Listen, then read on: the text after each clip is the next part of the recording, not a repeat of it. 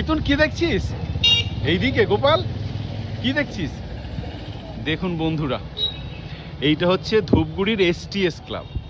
আর এবছর কালী পুজোর এই যে মন্দিরটা তৈরি হচ্ছে, এটা উপরে যে সামনে প্ল্যাকার্ড দেওয়া আছে 55তম শ্যামা পূজা উৎসব 2025 STS ক্লাব ধূপগুড়ি, আর লেখা আছে সবারই করি আহ্বান।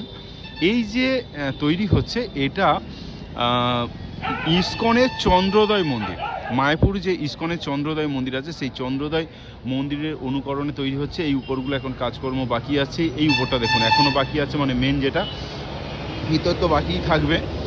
আর যেটা প্রতিমা ধানের শীষ দিয়ে তৈরি, চন্দন রায় পূর্ব মেদিনীপুর থেকে তৈরি করছে।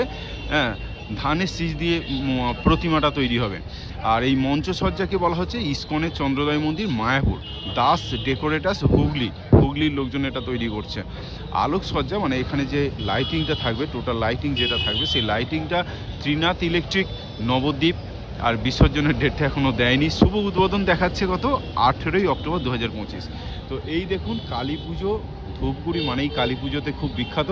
আর এই STS ক্লাবের এবারে চিন্তাভাবনা ইস্কনের চন্দ্রোদয় মন্দির খুব সুন্দর, দারুণ হচ্ছে। আমি ফুটপাতের এই দিক দিয়ে দেখাচ্ছি, দারুণ জমবে এবছর ধূপগুড়ির কালী পূজা। তোরা কালী ঠাকুর দেখতে আসবি তো? তুই আসবি তো? ওকে।